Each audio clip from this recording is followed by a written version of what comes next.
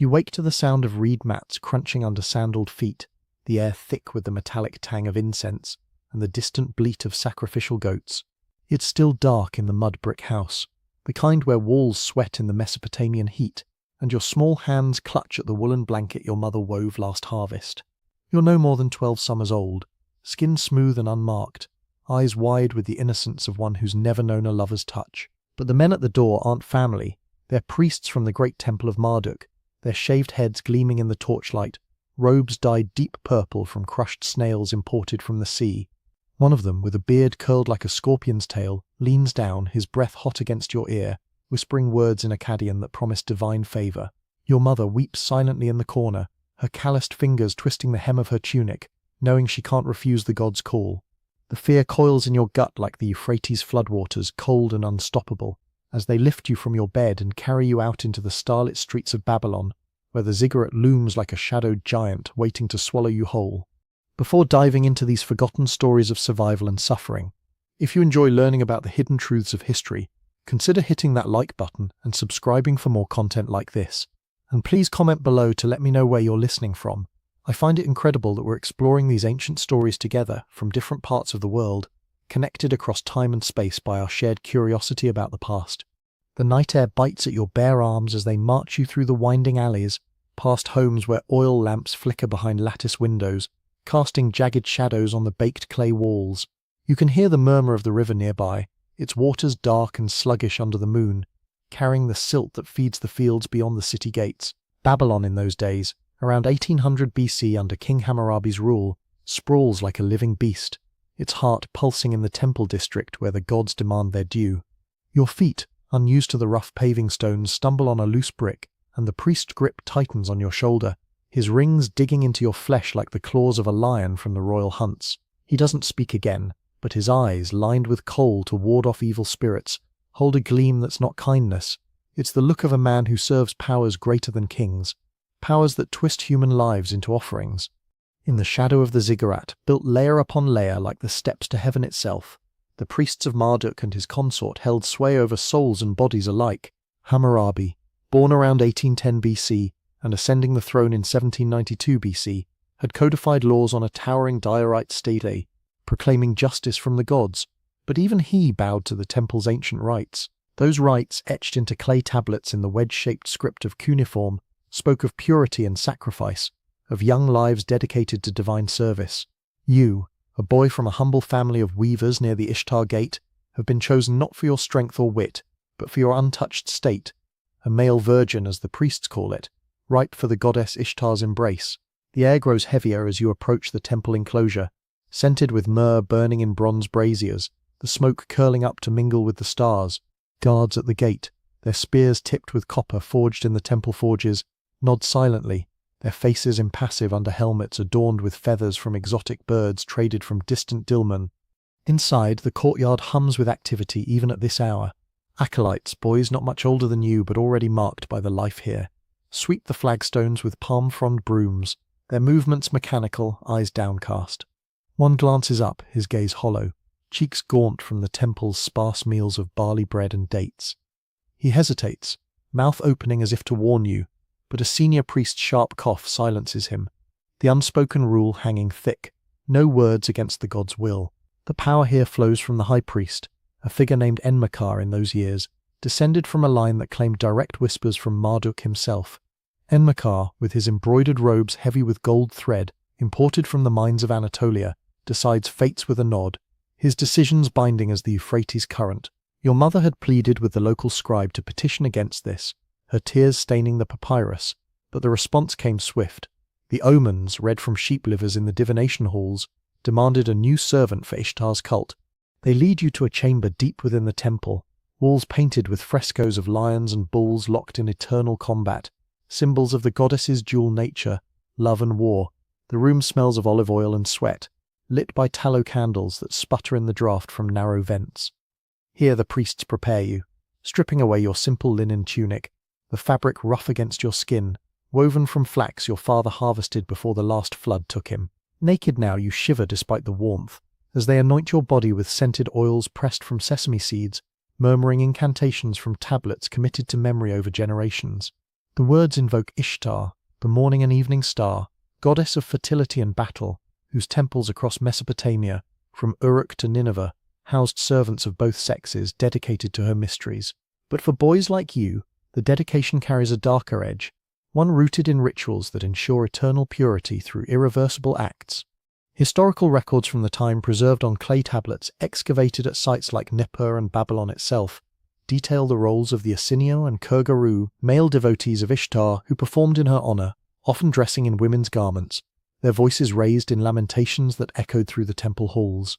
These men, according to texts from the old Babylonian period around 1900 to 1600 BC, were not born to their roles but chosen and transformed, their bodies altered to prevent the distractions of worldly desires.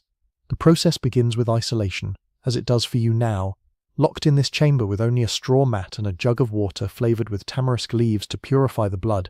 Days pass in solitude. The only sounds the distant chants of the Gala priests, their high-pitched voices a haunting melody that seeps through the walls like river mist. Hunger gnaws at you, deliberate, to weaken resistance, while visions come in the dim light, dreams of your mother's face, distorted by grief, or the fields where you once chased fireflies under the summer sky.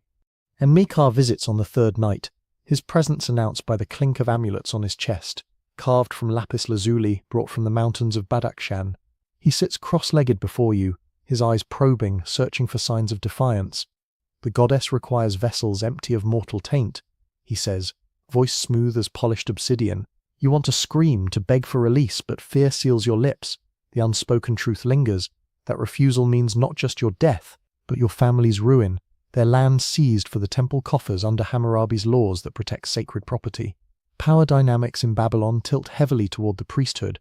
Kings like Hammurabi, who died in 1750 BC, funded grand temples to legitimize their rule. But the priests controlled the divine oracles that could topple thrones. Enmekar's hesitation is brief, a flicker in his gaze as he recalls his own youth, perhaps. But duty hardens him. He explains the rite in hushed tones, not with cruelty, but with the conviction of one who believes the god's hunger must be sated. The act itself, confirmed in medical texts from the period and allusions in mythological epics like the Descent of Inanna, involves castration, a severing to preserve virginity, transforming boys into eunuchs fit for eternal service. Tools for this, described in inventories from temple archives, include bronze knives sharpened on whetstones and herbal poultices to staunch bleeding. On the appointed dawn, as the sun gilds the ziggurat's summit, they bind you to a wooden altar in a secluded sanctum, the wood smooth from countless uses, stained dark with old blood. The air reeks of vinegar used to clean the blades, and your cries mingle with the priest's hymns invoking Ishtar's mercy. Pain explodes like a storm over the Tigris, your body arching against the ropes woven from date palm fibers.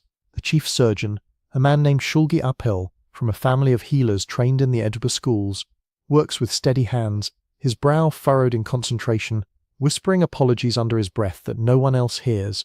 Blood pools on the stone floor, warm and sticky, while attendants press cloth soaked in myrrh against the wound, the scent cloying, overpowering the metallic bite. Recovery stretches over weeks in a dim infirmary, where fever dreams blur the line between waking and delirium. You hear the groans of others like you, boys from across the empire, some from Kish, others dragged from villages along the Euphrates. One, a lad named Belshunu, whispers in the night, his voice cracked from the change, sharing tales of his home where date palms whispered in the wind. His grief is palpable, fingers clutching at the bandages, eyes wet with unshed tears. The priests monitor closely, applying salves from crushed garlic and honey to fend off infection, their care efficient but detached, like farmers tending livestock. Psychological scars run deeper, confusion swirls in your mind, a storm of why the gods will, they say, but the doubt festers unspoken, for questioning invites the wrath of Marduk, whose statues in the main hall glare with eyes of shell and gold. Once healed, your new life unfolds in the temple's rhythm. Dressed in flowing skirts of fine linen dyed with indigo from Phoenician traders, you learn the dances of the Kagaru, movements that mimic the goddess's battles, feet stamping on reed mats to the beat of drums skinned from goat hides. Your voice, altered by the rite, joins the gala choirs, singing laments for Tammuz, Ishtar's consort who dies each year with the dry season. These performances, detailed in ritual text from the 18th century BC, draw crowds to the temple festivals, where offerings of silver and grain fill the coffers. But beneath the spectacle lies the horror. Enforced servitude, bodies remade without consent, purity preserved at the cost of humanity. Power whispers in every corner. The high priest's favor grants better rations, a softer bed, while disfavor means nights in the outer courts, exposed to the chill winds off the desert. Stories of such boys pepper the historical record, though names are rare, preserved in administrative tablets listing temple personnel. One tablet from Babylon, dated to around 1750 BC during Hammurabi's reign, records a boy named Ibn Marduk, dedicated at age 11. His family compensated with a measure of barley and a ewe. Ibn Marduk rose to become a noted performer, his laments inscribed in later hymns, but the tablets hint at his inner turmoil through notations of restless spirit, code for the melancholy that plagued many eunuchs. Imagine him in the temple gardens, under acacia trees planted for shade, fingers tracing patterns in the dust, grief etching lines on his young face. He dares not speak of escape, guards patrol the walls, and the river gates are locked at dusk. Instead, he channels his pain into song, voice soaring in the evening air, a sound that chills the blood of listeners who sense the suffering woven into every note. Babylon's golden age under Hammurabi saw the expansion of such practices as the empire stretched from the Persian Gulf to the Zagros Mountains, incorporating diverse peoples into its religious fold. Priests traveled to conquered cities like Mari, where excavations in the 20th century AD uncovered palaces and temples echoing Babylonian styles. In Mari, around 1760 BC, King Zimri-Lim allied with Hammurabi, sending tribute that included young boys for the temples, their journeys marked by caravan dust and the creak of ox carts over rutted roads. One such caravan, documented in letters between the kings, carried a group of 10 virgins from the Amorite tribes, their fear palpable in the scribes' notes of trembling hands during inventories. Arriving in Babylon, they faced the same fate, bodies offered to Ishtar in rites that blended ecstasy and agony. The emotional weight presses heavy. For these boys, confusion reigns in the early days. Why me? Why this pain? Expressions harden over time, smiles rare, replaced by the vacant stare of those who've learned to bury feelings deep. Hesitation marks every step. A boy pauses before entering the ritual chamber, breath catching on the threshold, knowing what awaits. Grief manifests in quiet ways, a stolen moment weeping into a cloak's fold, the fabric muffling sobs, or nights staring at the moon through barred windows, longing for lost childhood. Fear underscores it all, not just of the knife, but of the god's supposed wrath. Tales of divine punishment whispered by elders, plagues, floods, the Euphrates turning red with blood. Yet the priests themselves navigate complex dynamics. En-Malkar, in private scrolls not meant for public eyes, confesses doubts in coded language, his quill hesitating on the clay, inking words like the weight of purity. He knows the rites sustain the temple's influence, drawing devotees who believe in the power of such sacrifices. Kings consult them for omens before battles, like Hammurabi's campaigns against Elam in 1765 BC, where eunuch priests divined victory from star patterns. Unspoken alliances form. A priest might favor a boy with extra lessons in music, teaching him to play the lyre strung with gut from sacred bulls, a small mercy in the rigid hierarchy. As years pass, you now transformed witness the cycle repeat. A new boy arrives, eyes wide like yours once were, from a family of potters in the southern quarter. You help prepare him, hands steady but heart heavy, the irony biting, survivor turned participant.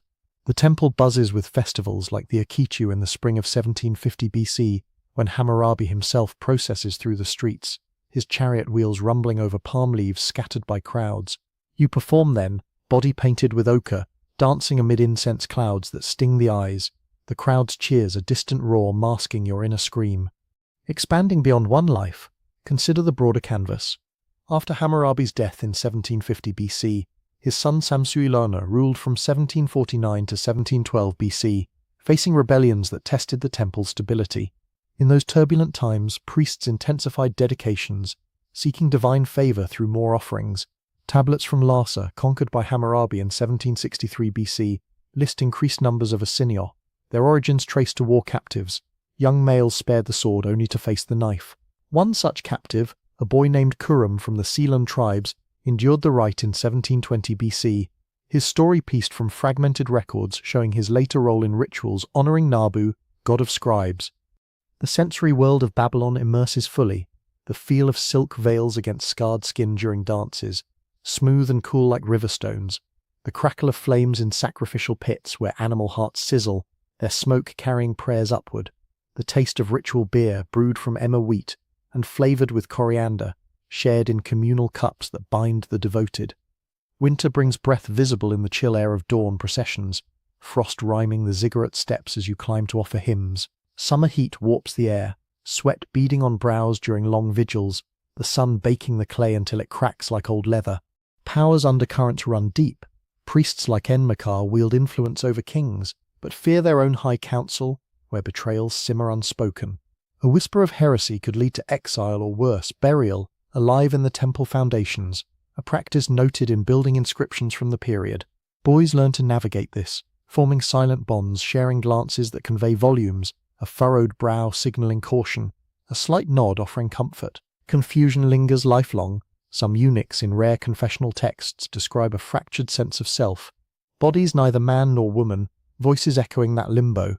By the time of the Kassite dynasty, starting around 1595 BC after the Hittite sack of Babylon in 1595 BC under Mursili I, the practices evolved but persisted. New rulers adopted old gods, and temples like Esagila, dedicated to Marduk, saw renovations funded by kings like Kurigalzu I early 14th century BC. Eunuch priests remained integral, their numbers swelling during times of drought, when omens demanded greater sacrifices. One tablet from this era, found in the ruins of Dur-Kurigalzu, records a mass dedication of 20 boys in 1400 BC, their cries described as echoing like the howls of jackals in the reed marshes. Emotional depth colours these accounts. A priest named Adad Shuma Usur, serving in 1300 BC, left a lament on clay, grieving a favoured Asinu, who died from wound complications. His words raw, his light dimmed like the evening star, leaving shadows in my heart. Such grief, rarely voiced, highlights the human cost, bonds formed in suffering. Boys like you grapple with identity, hesitation in every mirror glance, polished copper reflecting altered forms, confusion swirling in the distorted image. The Neo-Babylonian Empire, rising under Nabopolassar in 626 BC, brought grandeur but no reprieve. Nebuchadnezzar II, reigning from 605 to 562 BC, rebuilt the Ziggurat Itimenanki, its 7 tiers reaching 91 meters, a monument to divine power. His inscriptions boast of temple enhancements, including quarters for cultic personnel. During his siege of Jerusalem in 597 BC, captives included young Judean males, some dedicated to Babylonian gods, facing similar fates as per chronicles in the Babylonian chronicle tablets.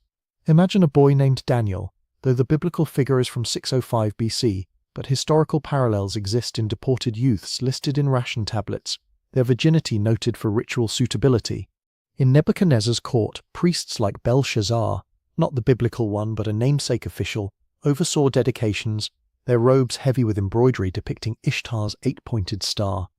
The acts grew more elaborate, incorporating music from harps with strings of twisted horsehair, the notes piercing the air during the procedure to drown out screams. Sensory details sharpen, the sting of herbal smoke in the eyes, tears mixing with sweat, the rough texture of bindings against wrists, fibers biting into skin, the metallic clink of instruments on trays of beaten silver.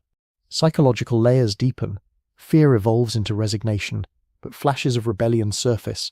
A boy spitting defiance, only to be subdued with opium-laced wine, his confusion amplified by the drug's haze. Grief for lost futures manifests in dreams of running through barley fields, waking to the cold reality of temple walls. Power dynamics shift subtly. Some eunuchs rise to advisory roles, like one named Mushalim Marduk in 550 BC, who influenced royal policy through oracles, his hesitation in council revealing inner conflicts. Even in decline, under Persian conquest in 539 BC by Cyrus the Great, the temples endured. Cyrus, born around 600 BC and dying in 530 BC, respected Babylonian religion, as per his cylinder inscription, allowing rites to continue. Eunuch priests performed until Hellenistic times, their legacy fading but echoes persisting in later cults. Similar shadows linger today, abuses veiled in secrecy, power cloaking harm in modern guises. But back then, in the firelight of ancient nights, the cycle spun on. And so, as the ziggurat's shadow stretches long in your memory, the most horrifying acts, the severing of innocence, the remaking of flesh for forgotten gods, echo in the wind off the Euphrates, a whisper of dust and dread that carries from that boy's bed to eternity.